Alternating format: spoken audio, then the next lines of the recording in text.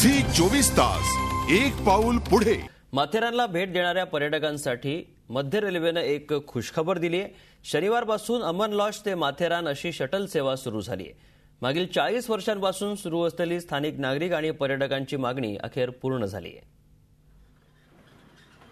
मुंबईपासून जवळ असलेलं आणि देशभरातल्या पर्यटकांच्या आवडीचं ठिकाण म्हणजे माथेरान आता इथपर्यंत पोहोचण्यासाठी पायपीट करण्याचीही गरज पडणार नाही।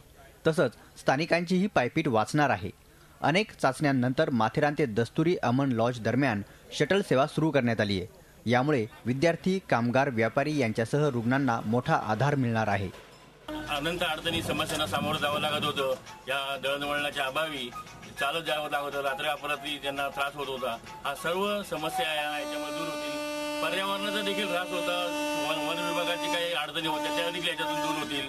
वाहतुकीचा प्रश्न सुटेल आणि माथेरानचं पर्यटन भरून येईल। याच्यामुळे नागरिकांचं आर्थिक जीवनमान निश्चितपणे सुधारेल। पर्यटनाची जी गरज लक्षात घेऊन किंवा वयोवृद्ध पर्यटक असतील त्यांना चालता येत नाही, त्यांना घोड्यावर बसणं शक्य होत नाही आणि एकंदर माल वाहतूक व्यवस्था आणि वाहतूक व्यवस्था, प्रवासी वाहतूक यासाठी या शटल सेवेची नितांत आवश्यकता होती आणि माथेरानकरांची तर गेल्या 40 वर्षापासूनची ही सातत्याने मागणी राहिलेली आहे आणि आज ह्या दृष्टीने CRS साहेबांनी ह्याचे परीक्षण केलेले आहे, पाहणी केलेली आहे। याच्यातून खूप सकारात्मक निर्णय येईल अशी अपेक्षा सुद्धा माथेरानकरांना आहे।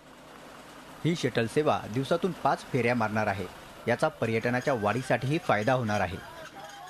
उन्होंने ट्रायल करी है, उसके रिजल्ट देखने आए थे। खुद गाड़ी का ट्रायल करके देखा है जी।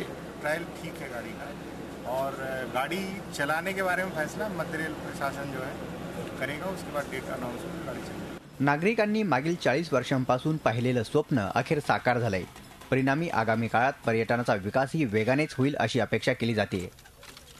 झी 24 ताससाठी अमोल पाटील, कर्जत। झी 24 तास एक पाऊल पुढे।